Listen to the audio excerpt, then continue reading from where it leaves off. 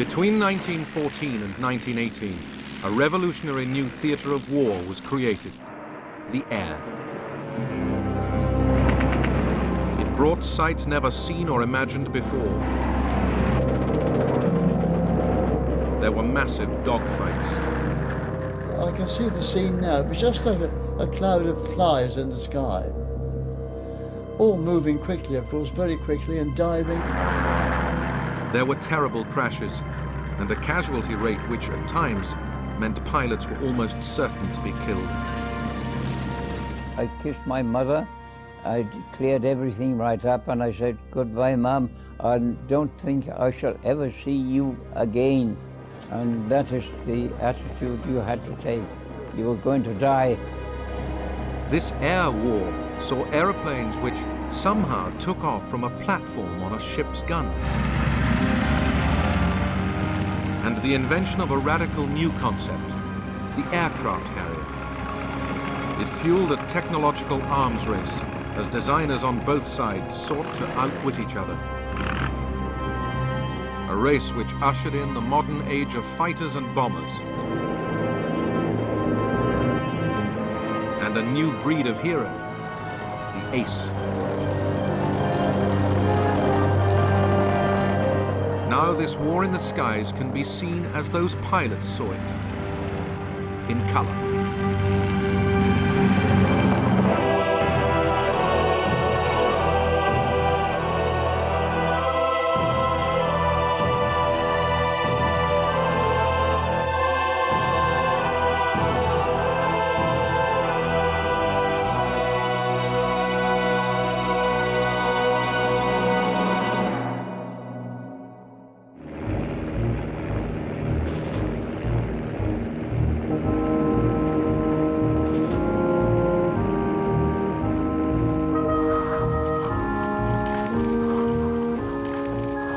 In the summer of 1914, as Europe's armies marched to war, a new and dashing form of warfare was attracting young men from all over the continent. In Britain, they queued up to join what was called the Royal Flying Corps. The minimum age for a budding pilot was 17. The main theatre for these teenage pioneers would be the Western Front in France, once they'd got past the recruiting office. Up to that moment, it had somehow never occurred to us that anyone else had thought of joining the Royal Flying Corps. It was our own brilliant and original idea. No one else could have had it. So great was our dismay to find a long queue of young men waiting ahead of us. Our hope buoyant till that moment dropped, deflated. Are all these chaps trying to get in too? Looks like it. Then silence, and the slow shortening of the queue, each of us staring anxiously at the faces of those leaving, trying to read in their eyes, has he got in? Shall I? The aircraft was only 11 years old when the First World War started. And if you think of yourself as a 19 or 18-year-old boy, really, looking at these machines, they are the Ferraris of their day. They are the Harriers of their day.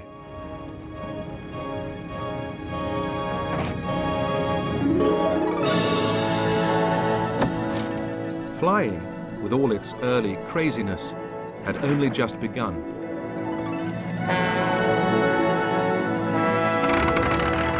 In 1903, the Wright brothers made the first powered flight at Kitty Hawk in North Carolina.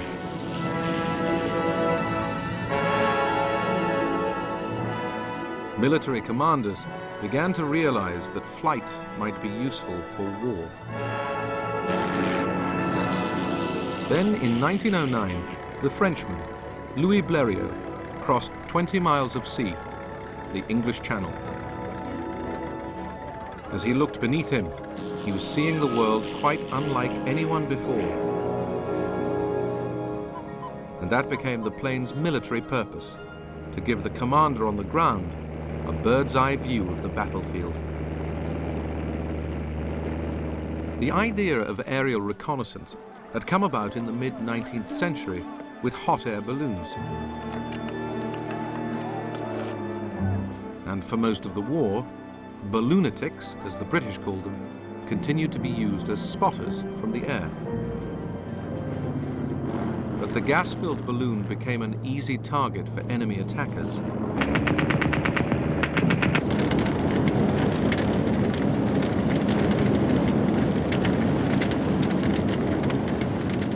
To make life safer, from 1916 onwards, balloonatics were allowed to use the folding parachute, which had first appeared in America 30 years before. Allied pilots would not be allowed parachutes throughout World War I, as their commanders believed they might be encouraged to abandon their aircraft unnecessarily. Parachutes were the key to a new form of balloon defense. When the balloonatic spotted an enemy aircraft, he would immediately parachute to safety. The ground crew would then try to winch down the balloon before it went up in flames. It was hardly a satisfactory solution, and the smaller, speedier aircraft would end up as the key to aerial reconnaissance, using photography to spy deep into enemy territory. If you photograph something, you can see things that an ordinary observer can't, because you can take it home, develop the photograph, get a large size version of it, have a big detailed look and see it. You can spot gun positions, you can spot paths, you can spot command positions. As well as taking photographs, pilots were able to radio their findings back to ground controllers. The only way for the enemy to stop the information getting through, or the pilot returning to base with his priceless photographs, was to shoot him down. But in these early days, that was difficult. One of the biggest initial problems with having any effective armament on planes, be it bombs or machine guns or whatever, is simple weight. These are very primitive aircraft, very flimsy, very low power engines. They have problems even lifting the pilot up, let alone a big heavy machine gun with all its ammunition. Pilots had a further obstacle. The propeller in front was in the way. The first solution came in April 1915 from the French pilot Roland Garros. He put steel wedges on the propeller blades so that any machine gun's bullets that hit them would simply bounce off.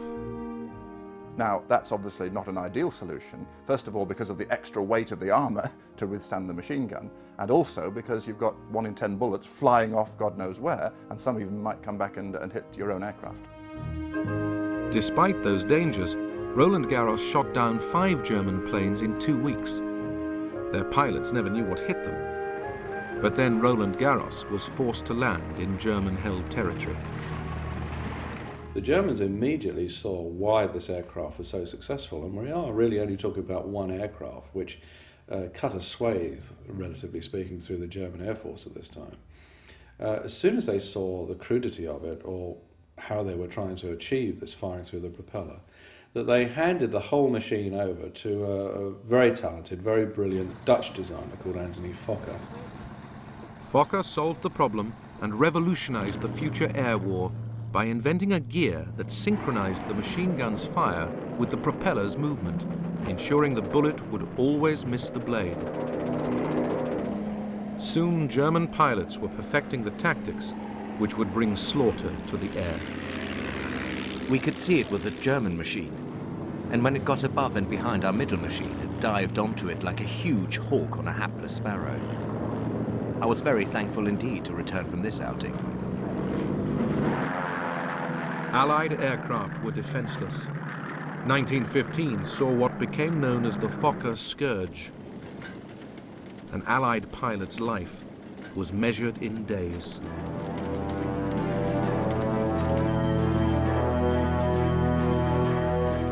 The Fokker Scourge of 1915 was annihilating British and French pilots. But the army desperately needed its eyes in the air. Every day, replacements straight from flying school arrived in France.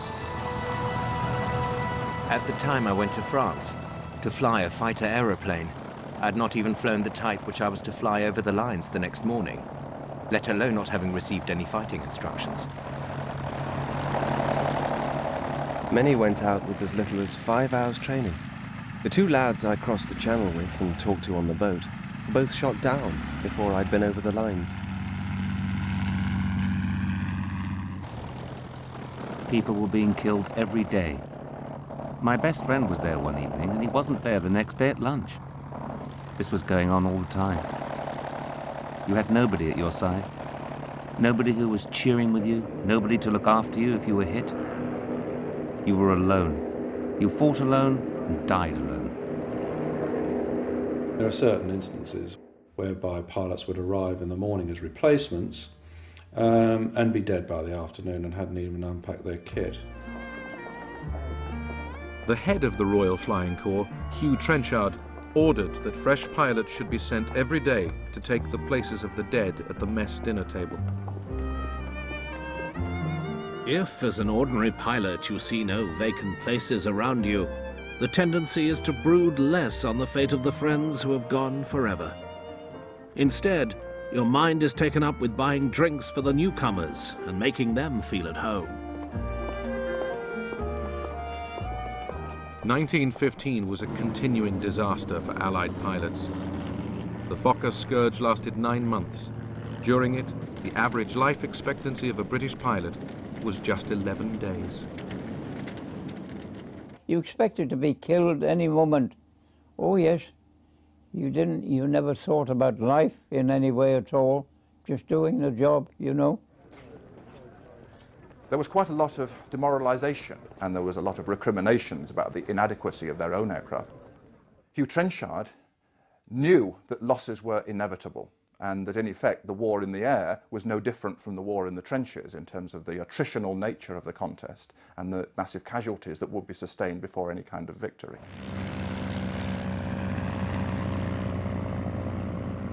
By the summer of 1916, the Allies had caught up in the technological arms race. Their planes now also had forward-firing machine guns. New models came on stream which were faster, lighter and more agile. And the Royal Flying Corps had doubled in strength from 12 to 27 squadrons. The Fokker scourge was ended. For the Allies it was an immense relief, as by now the Flying Corps was more necessary than ever.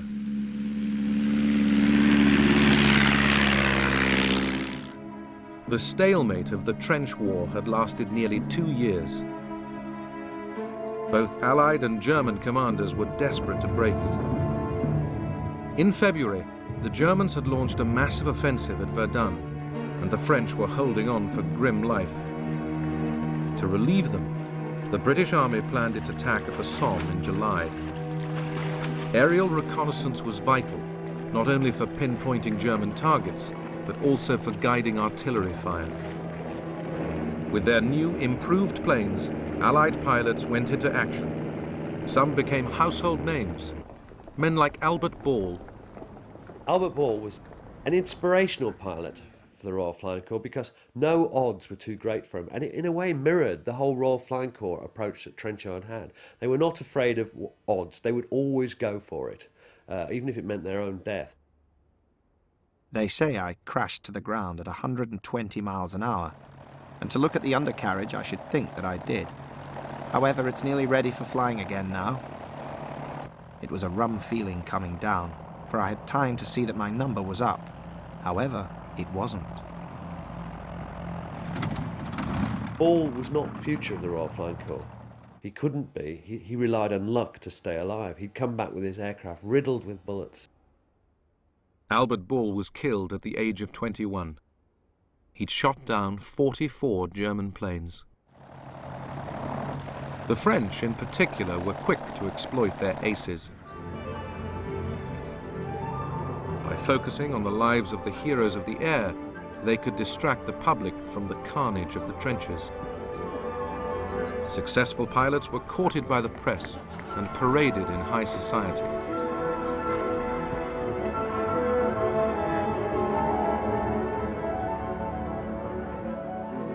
The Germans, too, were quick to celebrate their aces. In the German service, it was actually used as a positive tool to boost morale, but also not only boost morale amongst the pilots, but also to create heroes for the population back home. So we get scores being published, we get people, pilots competing with each other, and medals are actually given for shooting down a certain amount of aircraft. The best-known German ace was Manfred von Richthofen, the Red Baron. Von Richthofen would shoot down 80 enemy planes, more than any other pilot in the war. I am a hunter. When I have shot down an Englishman, my hunting passion is satisfied for just a quarter of an hour. Von Richthofen became the icon of a romantic view of the air war. Individual knights in shining armor of airborne steel, locked in hand-to-hand combat. To be alone, to have your life in your own hands, to use your own skill single-handed against the enemy. It was like the jousts of the Middle Ages, the only sphere in modern warfare where a man saw his adversary and faced him in mortal combat, the only sphere where there was still chivalry and honor. If you won, it was your own bravery and skill. If you lost, it was because you had met a better man.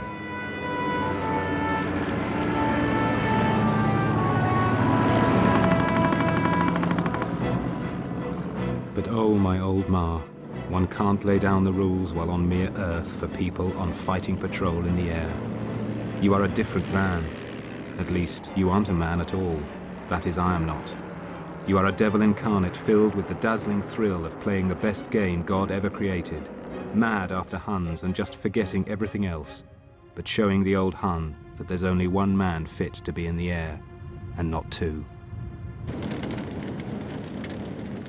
In a battle area where the shells are bursting around you and all black smoke and all the rest of it, you become a different individual. You do not become human. Can I put it that way? You do not, in a sense, become human. You're a war machine, and so that's what you do. By April 1917, the Germans were again forging ahead in the tit-for-tat arms race. Part of their advantage was tactical.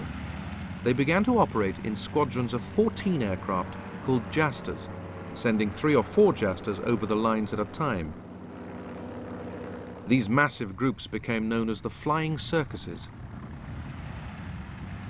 The Jasters led to the first great scenes of squadrons rather than individuals dueling, the famous days of the dogfights. British and Allied squadrons would meet the German Circuses in the skies over the trenches and battle to the death, often to the amazement of infantrymen below. I can see the scene now. It was just like a cloud of flies in the sky. All moving quickly, of course, very quickly, and diving and round one another. And we could hear the shots, of course. But they were quite overhead. I've seen some marvellous air battles between 2 fighter planes. And but the trouble was, we never knew who won. We used to be betting with each other. I wonder who's going to come, who's going to win this today. Well, it's one of Jerry's and one of his own. Superior German planes and the Jaster tactics cost the Allies dear. In 1917, in what became known as Bloody April, they lost 150 aircraft and 316 men. Later in 1917, the first American pilots came over, but German superiority continued. Yet the Allied airmen had to go on flying over the lines to provide intelligence for their armies as they prepared for their summer offensives below. The commanders and really the pilots knew that they didn't have the equipment, they didn't have the best tools for the job, and yet they were being asked to contribute to a major offensive, knowing that the Germans had better equipment and to some extent better tactics at the time. So it's this tragic inevitability about the Flying Corps that at the time that they couldn't really do anything about. We got into a dogfight this morning with a new brand of Fokkers, and they certainly were good. This fellow just hung right there and sprayed me with lead like a hose. All I could do was watch his tracer and kick my rudder from one side to the other to throw his aim off. heavy though their losses were throughout the war, British pilots knew that they were a tiny fraction of the ever-rising death toll on the ground. And the life of the airman, although often short, was at least one of relative luxury compared with the lot of the PBI, the poor bloody infantry, in the trenches. When we were flying at about 17,000 feet, it gave you a wonderful feeling of exhilaration. You were sort of, I'm king of the castle. You were up there, and you were right out of the war. I'd been in the infantry, and we were always lousy, filthy, dirty, and very often hungry, whereas in the flying corps, it's a gentleman's life. When they were on the ground, the pilot's life was very strange, because they faced death on a daily basis in the skies, but then they'd fly back to their airfield, and there they had a comfortable mess, good food, decent bed to sleep in.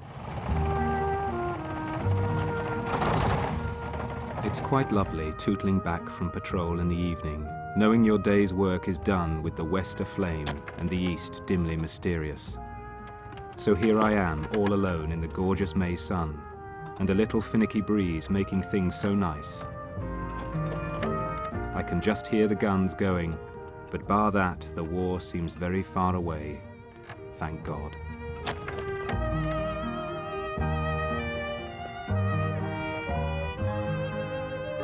We are under canvas and have our mess in the open in a small wood. It is very nice when the weather is hot, as it has been lately. Although we are within range of the shell fire from big guns, at present you would not know there is a war. I'm sitting in a wood out of the sun, and the only things to be heard are the machine guns shooting away in the distance and the mess gramophone.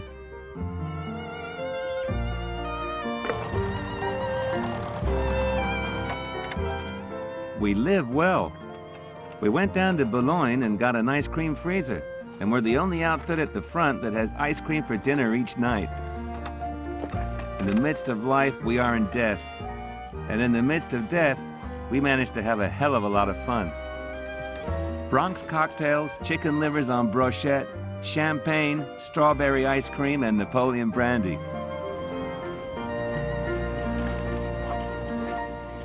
They were basically normal young men who might be killed any day, and they lived their lives to the full.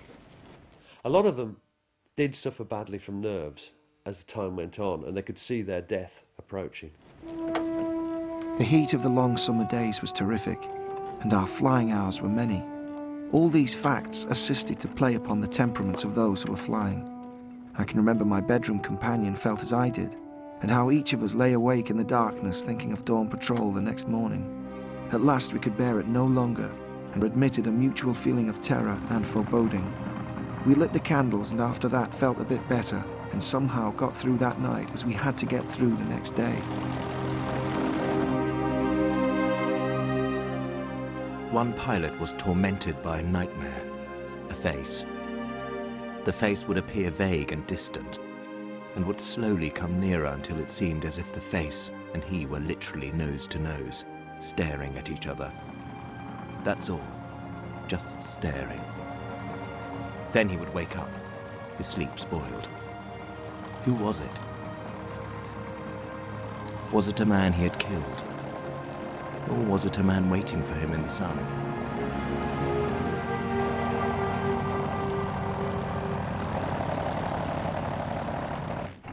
Even the apparently invincible Red Baron, though he may have been free from fear, was not immune from death. It was a prospect he almost seemed to welcome. A glorious death. Fight on and fly on to the last drop of blood and the last drop of petrol, to the last beat of the heart and the last kick of the motor. A death for a night. A toast to his fellows, friend and foe. Ironically, the Red Baron, the greatest ace of them all, would be shot down not by an Allied plane, but by a machine gun on the ground. While he'd ruled the skies over the land, an even more extraordinary air war had developed over the sea. Early in the war, the Germans had the advantage. Their Zeppelin airships enabled them to range right across the North Sea. The British responded with their own airship, the submarine Scout. It could fly at nearly 50 miles an hour, and like the Zeppelin, its key purpose was reconnaissance. Britain was under attack by U-boats. They had to be spotted. In early 1915, the call went out throughout the Navy for volunteers to form a new naval air service. A signal came round to all the battleships and battle cruisers in the Grand Fleet, saying that each captain was to recommend one young officer of about 18 or 19 or 20 for special service. When we got to the Admiralty, we were escorted into the room of the First Sea Lord, Lord Fisher, whose opening remarks were, "You young gentlemen are going to fly. You'll probably be dead within a year, or you may get the Victoria Cross. But you've been selected to start a new airship service, which will be the counter to the U-boat menace we have in this war. If you don't want to fly, come and tell me in 48 hours' time." Few hesitated to join up and fly high. To fly a ship on a nice day was a really delightful experience. One felt the air was entirely one's own. You could go where you liked within the ship's range, fly at what height you liked, what speed you liked.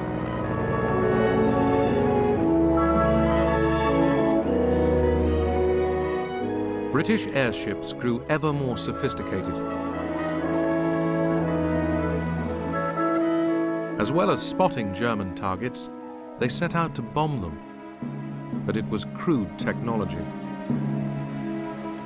We could keep up long hours, but our bomb capacity wasn't very great at all.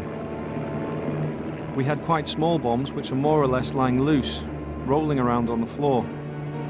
Eventually we hung them over the side on bits of string and carried sheath knives to cut the bit of string to drop the bomb.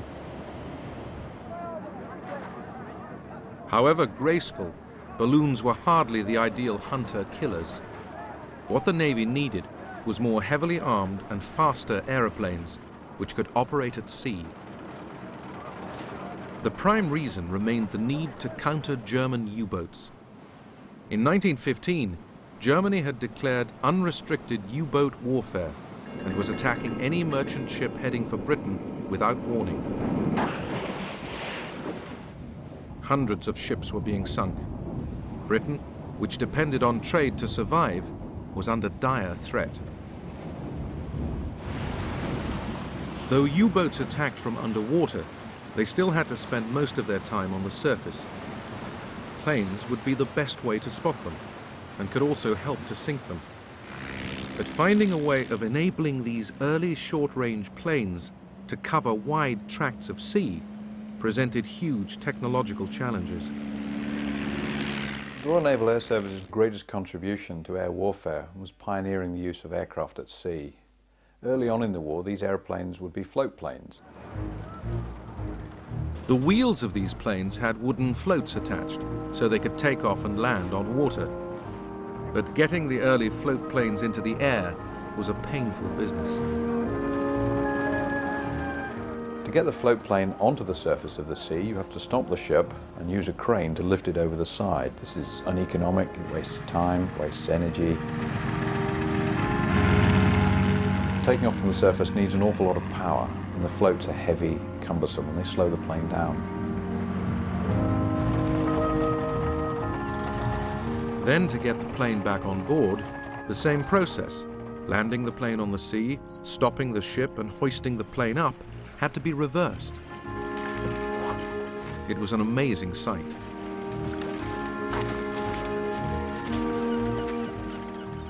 Float seaplanes struck you as being aeroplanes on a visit to the seaside, which had put on huge galoshes in order to keep dry. On seeing one pass overhead, it was usual to say, "There she goes with her big boots on."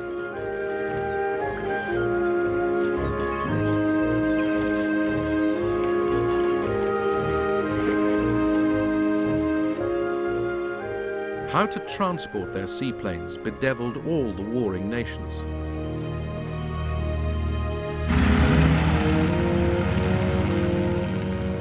This was an early Russian version. The Russian solution was to tow their planes at sea behind. All very well when it was calm, hopeless in a storm. As for the Germans, their fleet hardly ever put out into the open sea, so their seaplanes were launched from slipways. But for pilots of every nation, the flying was chancy. What worried me the most was the thought of being seasick. I had seldom been afloat apart from 1 or 2 rowing boat trips at the seaside, and I imagined that everyone except hardened sailors was automatically ill whenever there was any swell. After running a very long way, you pulled back with all your might, and with any luck lumbered into the air to stagger around at 300 or 400 feet. Although on one occasion my logbook tells me we actually reached 1,200 feet. The first British mass-produced seaplane was the Short. It was more than simply a spotter, as it could be armed with bombs. That added weight, and pilots didn't always make it into the air. I taxied out before a full gallery, onto a sea as calm as the proverbial mill pond. You think that the machine would unstick? Not by a jugful. I squatted about on the glassy surface like a wounded duck for 20 minutes or more, until the water in the radiator was boiling and the cockpit was like a Turkish bath. These primitive seaplanes cannot operate off anything really other than an extremely calm sea. They can't take off or be recovered unless the sea is absolutely flat calm. And obviously in the North Sea, that doesn't happen very much. A further answer to the U-boat threat was to build a much longer range aircraft which could operate from calm harbours. The flying boat came into being. In 1917, a flying boat sank its first U-boat, but their pilots had no backup. Personally, I consider flying boat fighting was more desperate work than that carried out over the French front. I say this because, added to the ordinary chances of combat, you had the long journey over a deserted sea both before and after your fight. The North Sea is a nasty customer, fog, high seas, low cloud, etc. being more the rule than the exception. You always knew that if you got engine failure or some trivial mishap, you had the ever-present chance of being drowned, with only the smallest chance of rescue.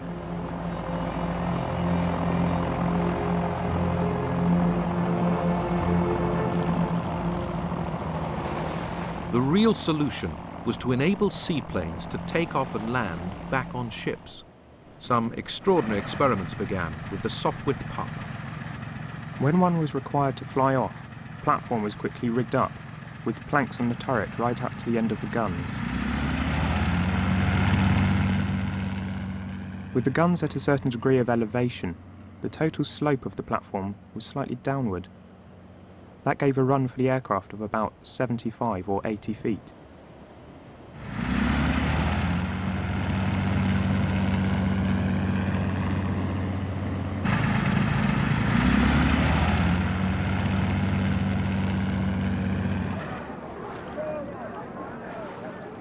It was a great risk that the pilot would not get flying speed and would stall and fall into the water. But he would only miss the crest of the waves by not more than a couple of feet if he had judged the thing properly. It was an extremely hazardous operation, and I used to watch these pilots with enchantment, with great admiration for their courage and skill.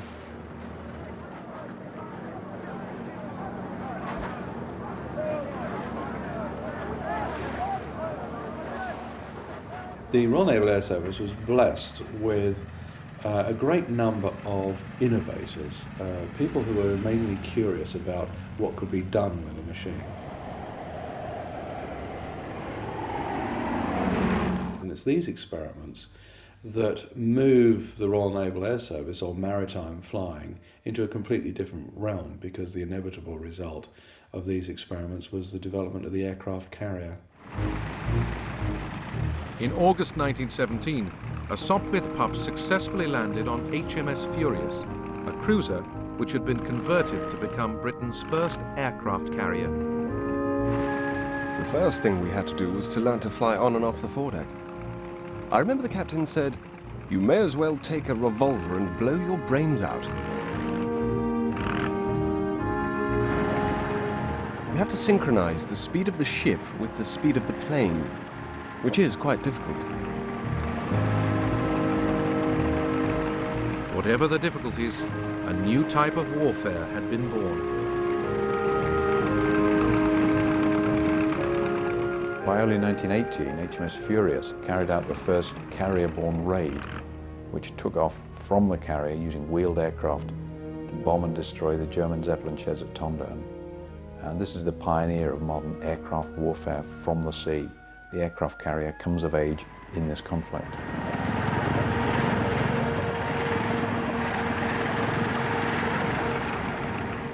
At the same time, yet another technological breakthrough was happening on land. The birth of the heavy bomber.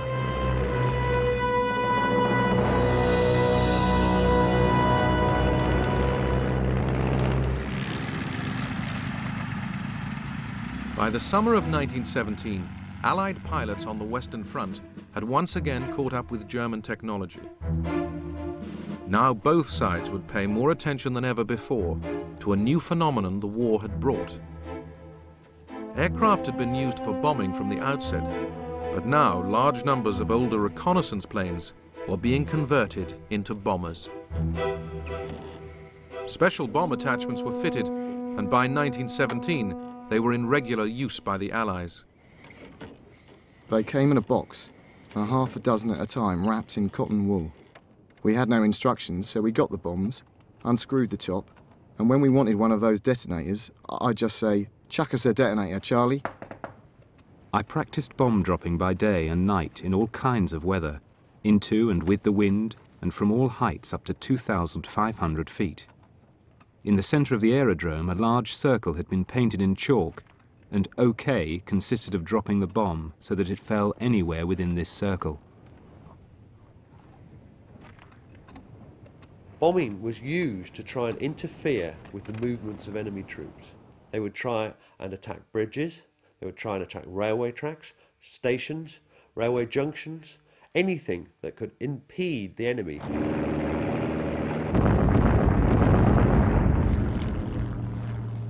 The bombers, flying low to drop their load, came under increasingly heavy anti-aircraft fire.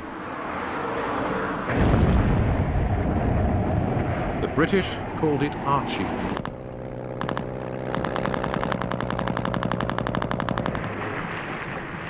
But trying to shoot down an aircraft from the ground was difficult. They come that fast. By the time you got a bullet in your barrel, they've gone.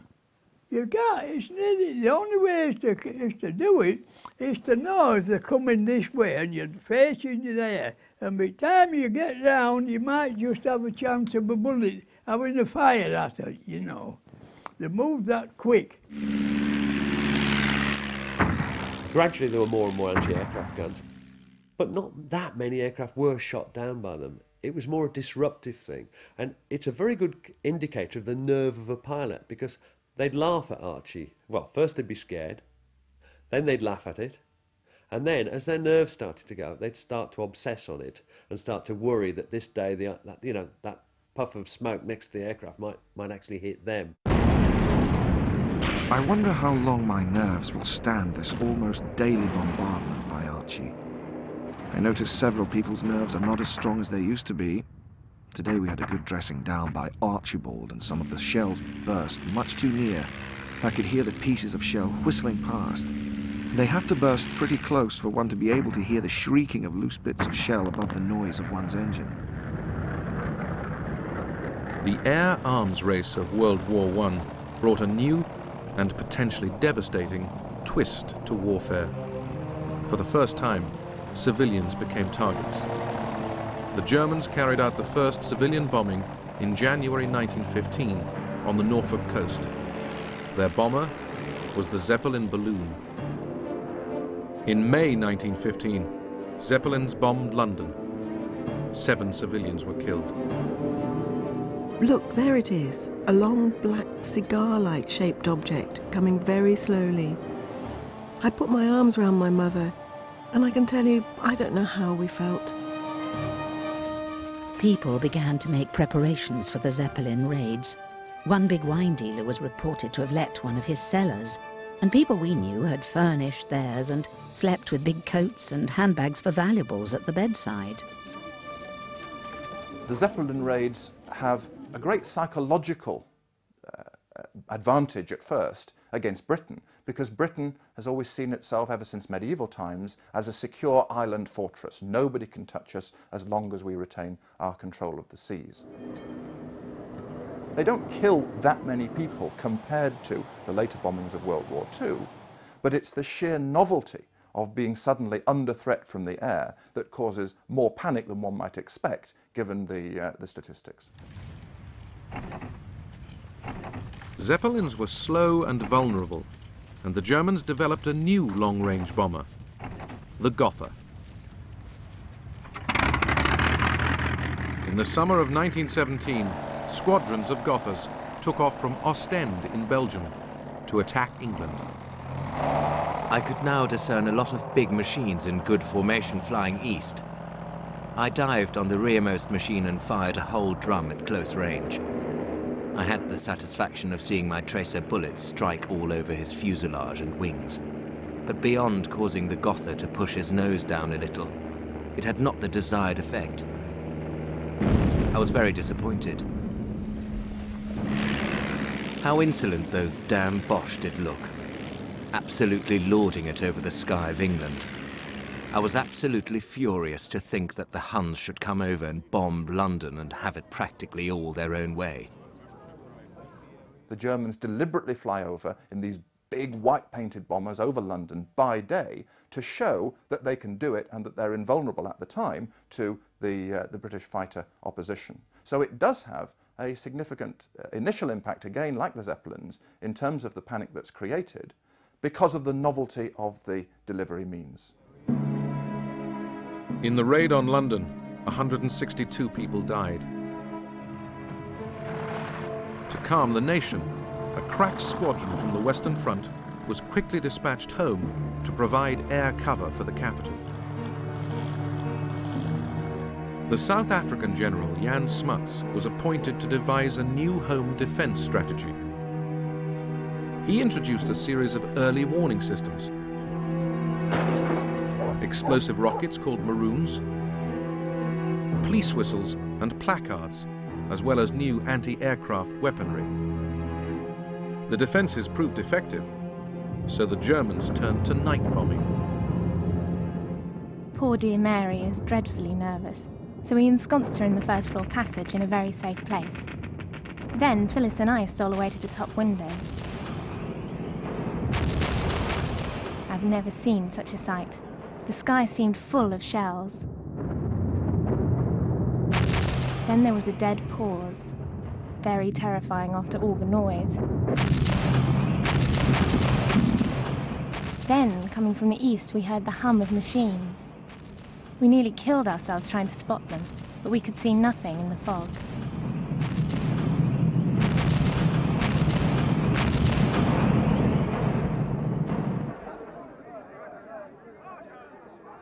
Even by night, the British anti-aircraft defences proved so effective that the bomber raids petered out. The last Gothas came in May 1918.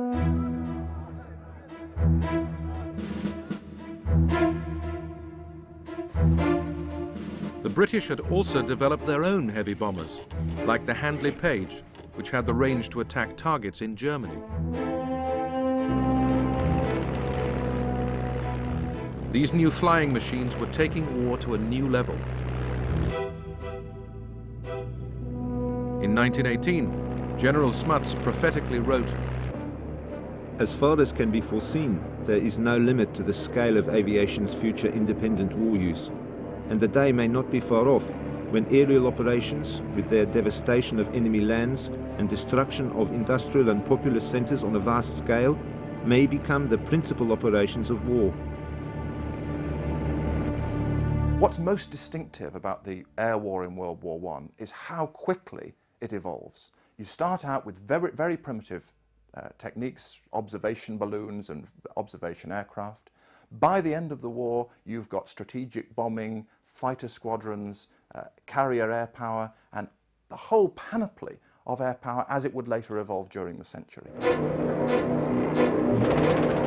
For all the strategic and technological change that lay behind it, the war in the air ended up with individuals in their small machines fighting a latter-day hand-to-hand combat. The cost to them was very high. These young pilots may have died in their thousands rather than the millions in the trenches, but their chances of survival were every bit as low. The death of one ace, an American called Raoul Lufbery, summed up how they saw themselves. His mess song reflected a pilot's knowledge that his life was thrilling but short. We meet 'neath the sounding rafters, the walls all around us are bare. They echo with peals of laughter, it seems that the dead are there. So stand by your glasses steady, the world is a web of lies. Here's a toast to the dead already, hurrah for the next man who dies.